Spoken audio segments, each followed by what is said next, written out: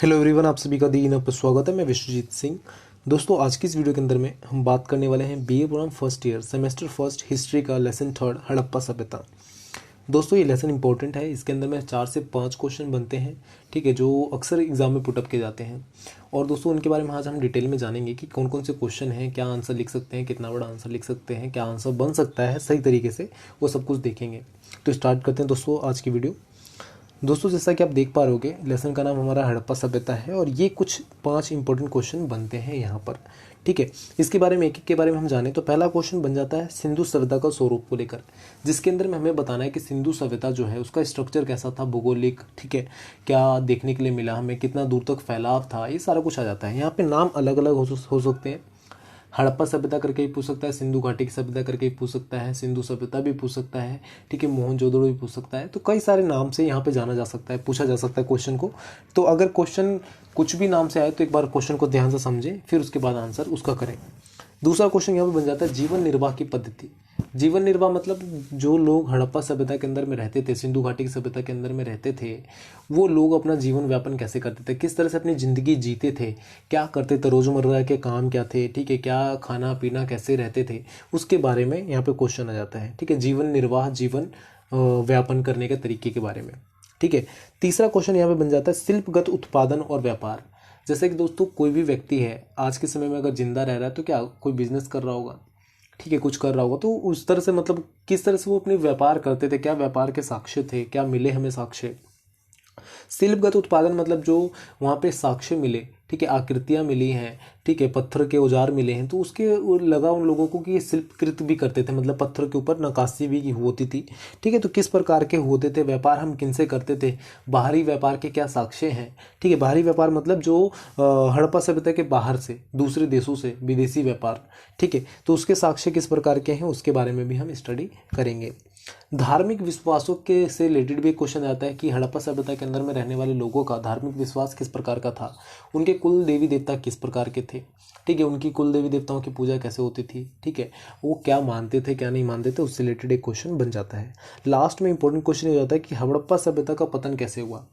आज के समय में हड़प्पा सभ्यता का सिर्फ साक्ष्य बचे हुए हैं, ठीक है, प्रूफ बचा हुआ है, बाकी ये नहीं पता किसी को कैसे पतन हो गया। तो यहाँ पे हम बात करेंगे किस प्रकार से पतन हुआ है, ठीक है, अंत कैसे हुआ हड़प्पा सभ्यता का, किस प्रकार से खत्म हुआ है, इससे रिलेटेड भी एक क्वेश्चन बन जाता है। तो दोस्तों, इस वाले लेसन के अंदर में टोटल 5 क्वेश्चन इंपॉर्टेंट है जो अक्सर एग्जाम में पुटअप किए जाते हैं। इसमें से 1 या 2 क्वेश्चन बन जाता है आपका, और एक क्वेश्चन 20 नंबर का 25 नंबर का आता है, आपको पता होगा, ठीक है। तो ये सारे क्वेश्चन के आज की इस वीडियो के अंदर में स्टडी करेंगे। अगर आपको वीडियो की पीडीएफ चाहिए तो आप हमारे सोशल मीडिया प्लेटफॉर्म को ज्वाइन करके, मतलब टेलीग्राम ग्रुप को ज्वाइन कर ले, वहाँ पे आपको पीडीएफ मिल जाएगा, और डिस्क्रिप्शन के अंदर में वहाँ लिंक दिया हुआ है वो आपको टेलीग्राम ग्रुप का, वहाँ से आपको मिल जाएगा। और दूसरी मोस्ट इंपॉर्टेंट चीज़ दोस्तों, अगर अभी तक आपने वीडियो को सब्सक्राइब नहीं कर रखा है तो प्लीज़ कर लें। फ़ायदा ये दोस्तों कि आपको, जैसे कि एग्ज़ाम 14-15 तारीख से है आपका, ठीक है, मार्च में, तो उससे पहले ही कई सारे इंपॉर्टेंट क्वेश्चंस की वीडियो में डालने वाला हूँ, तो आपको एक टाइम टू टाइम अपडेट मिलता रहेगा, जिससे आप अपने एग्जाम में अच्छे नंबर ला सको, अच्छे से कर सको, ठीक है। और इन पीडीएफ से बहुत ज़्यादा हेल्प मिलती है आपको, same to same ditto copy paste करने में भी, और मतलब पढ़ने में भी, नोट्स बनाने में भी बहुत ज़्यादा ईजी हेल्प हो जाती है। तो प्लीज़ लाइक से सब्सक्राइब जरूर करें। अपने दोस्तों, जो भी दोस्त हैं आपके आसपास में जो फर्स्ट सेमेस्टर में है, तो उनको भी शेयर करें, जिससे उनका भी बेनिफिट हो, उनका भी फ़ायदा हो, वो भी पढ़ पाएँ सही से, नंबर अच्छे नंबर ला पाएँ, ठीक है। स्टार्ट करते हैं। सबसे पहले हम बात करें हड़प्पा सभ्यता के बारे में कि हड़प्पा सभ्यता है क्या।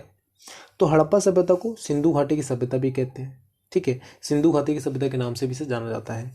इसका जो इतिहास है, अगर हम बात करें कितना साल पुराना है, तो 2500 ईसा पूर्व का टाइम का माना जाता है इसको, ठीक है। ये कहाँ पर फैला हुआ है, तो पश्चिम एशिया, एशिया के पश्चिमी भाग में फैला हुआ है, जो अभी वर्तमान में पाकिस्तान और भारत के पश्चिम भाग में है, ठीक है। तो मतलब जैसे ये भारत की बॉर्डर है, इस साइड में पाकिस्तान है, इस साइड में भारत है, तो यहाँ पे इस तरह से ऐसे करके फैला हुआ है। तो भारत में थोड़ा सा है, ज़्यादा नहीं है, और पाकिस्तान में मतलब ज़्यादा है, ठीक है। इस तरह से पूरा हड़प्पा सभ्यता फैला हुआ है, समझ में आता है। आगे हम बात करें तो जो सिंधु घाटी की सभ्यता है वो मिस्र, मेसोपोटामिया और भारत और चीन के बाद, मतलब ये जो 3, मतलब अभी तक पूरे विश्व के अंदर में 4 सभ्यता मिली है, जिसके अंदर में नगरीय सभ्यता मतलब जहाँ पे पूरा नगर बसा हुआ है उस तरह का, ठीक है, जिसमें कौन कौन सी है, मिस्र है, मेसोपोटामिया है और चीन की सभ्यता है। इन तीनों के अंदर में जो भारत की सभ्यता मिली, हड़प्पा सभ्यता मिली, वो सबसे अद्भुत है। अद्भुत होने का कारण क्या था कि ये काफ़ी ज़्यादा विकसित सभ्यता थी। जैसे अब यहाँ पे पानी निकासी की व्यवस्था दी गई थी, पर वहाँ पे पानी निकासी की व्यवस्था नहीं थी। यहाँ पे स्नान घर बनाए गए थे, स्विमिंग पूल एक तरह का बोल लो आप, ठीक है। यहाँ पे पानी का हौद बनाए गए थे, पानी इकट्ठा करने के लिए, जमा करने के लिए, ठीक है, वो खेतों तक पानी पहुँचाने के लिए। घर का निर्माण करते समय चबूतरा का निर्माण करना, कच्चे ईंटों का इस्तेमाल करना, तो बहुत सारी चीज़ें थी। मतलब एक इंजीनियरिंग का नमूना देखने के लिए मिलता था, ठीक है। किलेबंदी, सुरक्षा के लिए बहुत ज़्यादा चीज़ें थी कि वो बाहरी आक्रमण से बचाव के लिए, तो इस तरह से चीज़ें देखने के लिए मिलती हैं। पर बाकी जगह की अगर बात करो आप, मिस्र की, मेसोपोटामिया की, चीन की, तो वहाँ पे ये सारी चीज़ें नहीं थी, ठीक है। अब बात करें हड़प्पा सभ्यता की खोज कब हुई, तो खोज के कई सारे डेट हैं दोस्तों। सबसे पहला आता है 1856 का, ठीक है। 1856 में जनरल कनिंघम थे।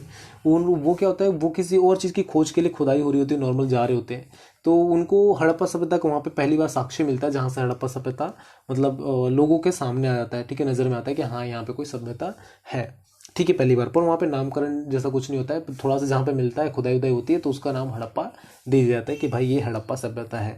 बाद में जब पूरी खुदाई होती है तो पता चलता है सिंधु घाटी की सभ्यता है, क्योंकि इसका ज़्यादातर भाग सिंधु में फैला हुआ था। अब क्यों कहा जाता है सिंधु घाटी की सभ्यता, ये भी हम आगे डिस्कस करेंगे। उसके बाद 1920 के अंदर में भारतीय पुरातात्विक विभाग के द्वारा दोबारा से घाटी के अंदर उत्खनन होता है, सिंधु घाटी है उसके अंदर में खुदाई होती है, और खुदाई के बाद उनको दो नगरी मतलब नगर सभ्यता मिलती है, दो सभ्यता मिलती है, जिसका नाम दिया गया हड़प्पा और मोहनजोदड़ो, जो प्राचीन नगरों की तरह दिखते थे। प्राचीन नगरों की खोज हुई, जिसका नाम हड़प्पा और मोहनजोदड़ो दे दिया गया। उसके बाद 1924 के अंदर में मार्शल थे, सर जॉन मार्शल थे, ठीक है, भारतीय पुरातात्विक विभाग के जनरल डायरेक्टर थे। तो उन्होंने इन सभ्यता को 1924 के अंदर में एक नई सभ्यता के तौर पर पूरे विश्व के अंदर में मतलब बताया, पूरे विश्व के अंदर में प्रकाशित किया कि भाई ये जो सभ्यता मिली है हमें, हड़प्पा सभ्यता, मोहनजोदड़ो, ठीक है, सिंधु घाटी की सभ्यता, एक नई सभ्यता है। अब पहले क्या था, मिस्र, मेसोपोटामिया और चीन था सिर्फ, अब उसके बाद भारत का भी नाम ऐड हो गया, ठीक है, समझ में आता है इस तरह से। आगे हम बात करें अब सिंधु घाटी की सभ्यता के बारे में कि सिंधु घाटी की सभ्यता क्या है, ठीक है, इसको सिंधु घाटी की सभ्यता क्यों कहा जाता है। सबसे पहले तो दोस्तों जो सिंधु घाटी की सभ्यता है वो सिंधु नदी के किनारे बसी हुई है। जो नदी है ये सिंधु नदी है, सिंधु नदी के इस साइड में और इस साइड में मतलब पूरी ये सभ्यता है, तो जिसके कारण से इसको सिंधु नदी के किनारे होने के कारण इसको सिंधु घाटी की सभ्यता कहते हैं। घाटी मतलब क्या, नदी का किनारा, जो साइड वाला हिस्सा होता है, जो नीचे वाला हिस्सा होता है उसको किनारा मतलब वो वाला घाटी। तो सिंधु नदी के किनारे बसे होने के कारण से सिंधु घाटी की सभ्यता कहते हैं। और नदी के किनारे ही क्यों बसा होता था पहले, ये भी इसके बारे में भी डिस्कस करें। तो पहले के टाइम में, आज के समय में क्या है, आपके घर से हाईवे निकलते हैं, ठीक है, मेन रोड के किनारे अगर आपका घर है तो आपके घर की कीमत अच्छी होती है। रीज़न क्या होता है कि वहाँ पे आने जाने का साधन अच्छा है। तो पहले ऐसे हाईवे तो बने नहीं होते थे, ठीक है, तो पहले क्या था, नदी का रास्ता जो था वो एकमात्र रास्ता था एक जगह से दूसरी जगह ट्रैवल करने का, और वो सरल ट्रैवल करने का, ईजी ट्रैवल, टाइम को बचाने का सबसे अच्छा मार्ग भी माना जाता था, ठीक है। नदी के किनारे क्या, प्यास लग रही है वहाँ से पानी पी सकते हो, भूख लग रही है खाना खा सकते हो, मछली पकड़ सकते हो, मतलब बहुत सारी चीज़ें, जीवन निर्वाह के बहुत सारी चीज़ें वहाँ से रिलेट करती थी। तो इसके कारण से ये भी माना जाता है कि जो ये सभ्यता थी वो नदी के किनारे विकसित हुई, क्योंकि यहाँ पर उनके जीवन निर्वाह की पद्धति से रिलेटेड सारी चीज़ें अवेलेबल थी, उपलब्ध थी, इस कारण से, ठीक है, जिस कारण से नदी किनारे विकसित हुई, इसके कारण से ही इसे सिंधु घाटी की सभ्यता कहा जाता है, क्योंकि ये सिंधु नदी के किनारे है, ठीक है, समझ में आता है। जो सिंधु घाटी की सभ्यता है वो एक तरह से सामाजिक ढांचे और संस्थानिक ढांचे का सबसे बड़ा मतलब महत्वपूर्ण स्वरूप दिखता है। यहाँ पे सांस्कृतिक स्वरूप को निर्धारण करता है। इसके बारे में हम बात करें कि ये एकमात्र साक्षर उपमहादेशीय भूखंड है। साक्षर मतलब क्या, इसके जो लेख मिले, अभी तक हड़प्पा सभ्यता के जो जितने भी लेख मिले हैं वो अभी तक पढ़े नहीं जा सके, डिकोड नहीं किए जा सके हैं, ठीक है, जो लेख थे उसको पढ़ा नहीं जा सका कि क्या लिखा हुआ है क्या नहीं लिखा हुआ है, सबसे बड़ी बात, ठीक है, कोई इसको पहचान नहीं पाया। और नगर, इसके अंदर में हम बात करें इसके अंदर में क्या क्या विशेषताएं, खास क्या क्या विशेषता है, तो इसके नगर और कस्बा में बटा हुआ है। हड़प्पा सभ्यता नगर और कस्बे में बटा हुआ है। आज के समय में 2021 है, 2021 के अंदर में होता है कि भाई ये शहर है, ये गांव है, इस तरह से बटे हुए हैं आज के समय में कि हमारा ये गांव है, ये हमारा शहर है, ठीक है। पर उस समय भी नगर और कस्बों में इस तरह से बटा हुआ था, ठीक है। नगर के जो केंद्र स्मारक हुआ करते थे, मतलब अच्छे से बनाए गए हुए थे, किलेबंदी के आकार से की गई थी, ठीक है। काफ़ी श्रम एवं संसाधनों का आवश्यकता होगी, विभिन्न प्रकार के आर्थिक क्रियाएं की, मतलब जिस तरह से नगरों का निर्माण किया गया वो एक अद्भुत रचना देखने के लिए हमें मिलती है, वो जिसके बारे में हम देखेंगे, अभी आगे बात करेंगे कि निचला शहर, दुर्ग शहर क्या था, किस प्रकार से निर्माण किया गया, सारा कुछ हम यहाँ पे बात करेंगे। अगर हम इधर देखते हैं आगे दोस्तों, जैसे कि मैंने बताया साक्षर सभ्यता कहा गया। साक्षर मतलब क्या, सबसे पढ़ा लिखा सभ्यता के तौर पे जाना गया, क्योंकि इसके अंदर में जो अभिलेख मिले अभी तक उसको पढ़ा नहीं जा सका है, पर बाकी जगहों पे इस तरह के अभिलेख नहीं मिल देखने के लिए मिले थे। चाहे मिस्र की बात करो, मेसोपोटामिया की बात करो, चीन की बात करो, वहाँ पे इस तरह की चीज़ें नहीं मिली थी जितना यहाँ पर मिली हैं। अब तक 4000 से अधिक सिंधु अभिलेख पाए गए हैं। ये सही एवं अभी तक पढ़े नहीं जा सके हैं, लेकिन इतना निश्चित है कि उस लिपि का उपयोग वाणिज्य उद्देश्य जैसे कि मोहरों और मुद्रांकन के संकेत होते थे। अब जैसे कि जो भी अभिलेख मिले हैं वो अभी तक पढ़े नहीं गए दोस्तों, सारे ऐसे ही हैं, ठीक है। और ये कहा जाता है कि जो ये जितने भी अभिलेख मिले हैं इनका उपयोग व्यापार के लिए, वाणिज्य के लिए, कॉमर्स पर्पस के लिए किया जाता था, ठीक है। और इसकी बात करें दोस्तों कि इसके कहाँ कहाँ मिले हैं, तो कैसे कैसे मिले हैं, तो कांस्य उपकरण, ठीक है, कांस्य मतलब तांबे वांबे के उपकरण मिले हैं, ठीक है। धोलावीरा के आसपास में जो राजस्थान, धोलावीरा, ये सब, इन सब जगहों पे ना भारत के भी कई हिस्सों में इसके अभिलेख साक्ष्य मिले हैं, व्यापारिक साक्ष्य मिले हैं, जिसके बाद ये लगता है कि हाँ यहाँ पे जो सभ्यता थी इसमें जो भी लिखा गया है मतलब ये व्यापार पर्पज से लिखा गया, व्यापारिक बिजनेस के पर्पज से लिखा गया, और इन सब अभिलेखों का कुछ ना कुछ मतलब है और इसको अभी तक डिकोड नहीं किया गया है।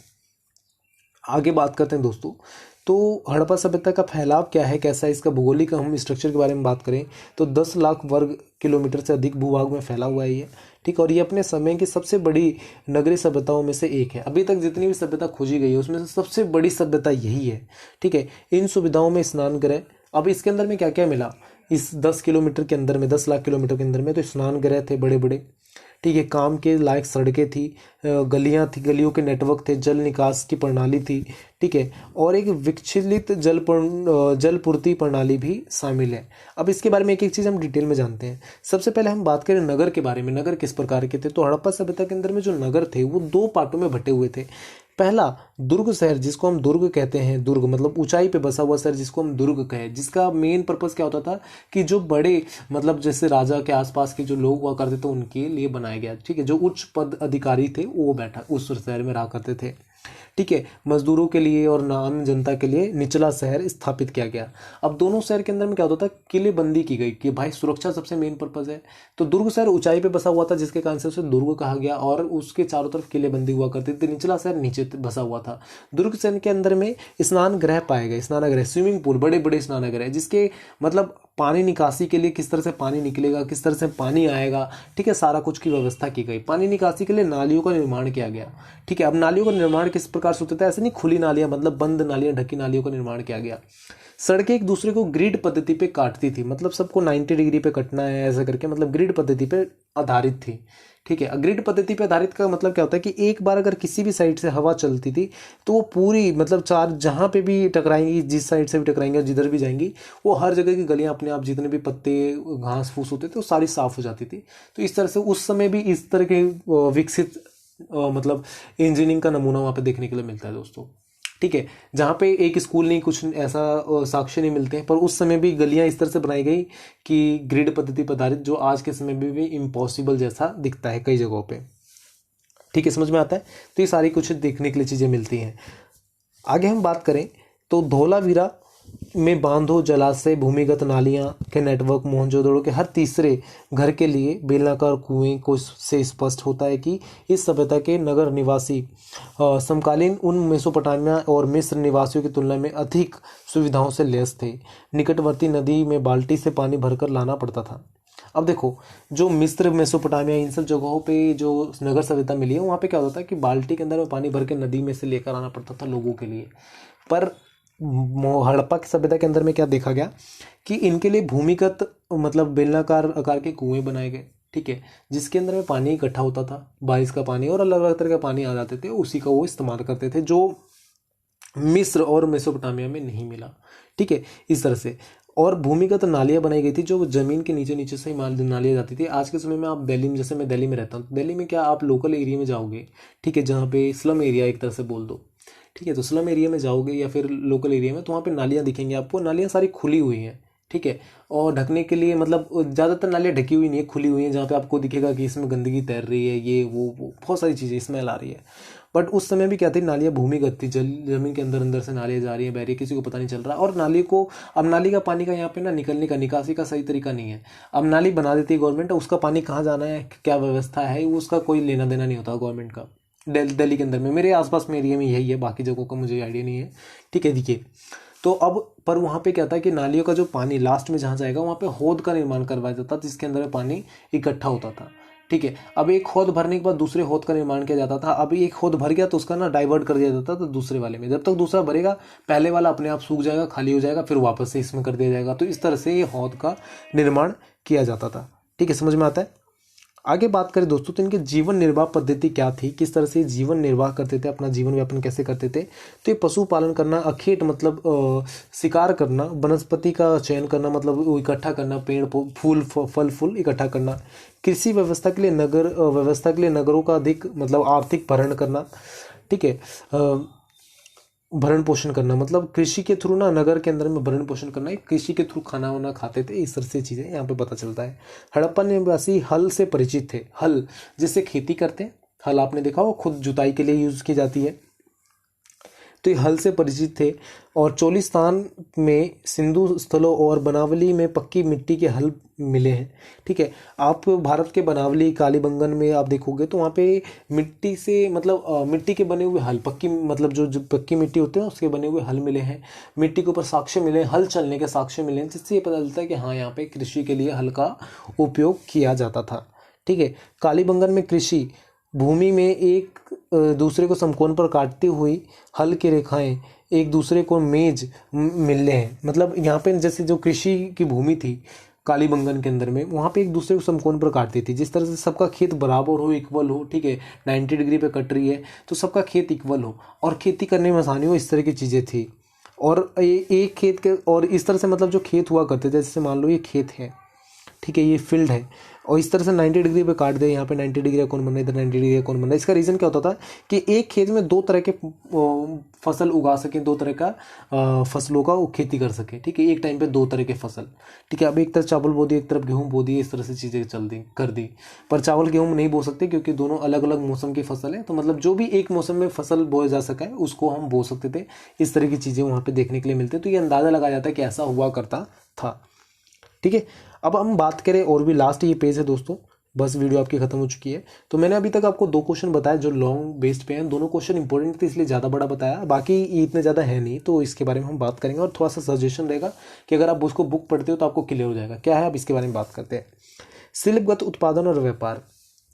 तो दोस्तों जो हड़प्पा सभ्यता के खुदाई में साक्ष्य मिले तो कई सारे मन के, ठीक है, भांड, ऐसे अलग अलग तरह की चीज़ें मिले, मूर्तियाँ मिली। ठीक है, तो उस पर ये लगा कि शिल्प कृतियाँ की जाती थी, इस पर पत्थरों के ऊपर नक्काशी की जाती थी, जिसके बाद हमने अंदाज़ा लगाया कि हाँ किस प्रकार से मतलब ये शिल्प कृतियाँ अगर कोई बना रहा है तो उसका मोटिव क्या है। तो ये मोटिव रहा व्यापार का। ठीक है, तो यहाँ पे क्वेश्चन ये बनता है कि व्यापार का किस प्रकार से व्यापार किया जाता था, क्या क्या थे जेवर वेवर जो मिले ना, गहने जेवर, तांबा शीशा, ठीक है, ये सब निकला। तो इसके बाद से ये समझ में आया कि हाँ वहाँ पे इस तरह की चीज़ें का उपयोग होता था। तो एक बार आप इस वाले पॉइंट को जो आपके बुक के अंदर में देखा शिल्पगत उत्पादन और व्यापार, उसको पढ़ोगे तो यहाँ पे पूरा क्लियर हो जाएगा।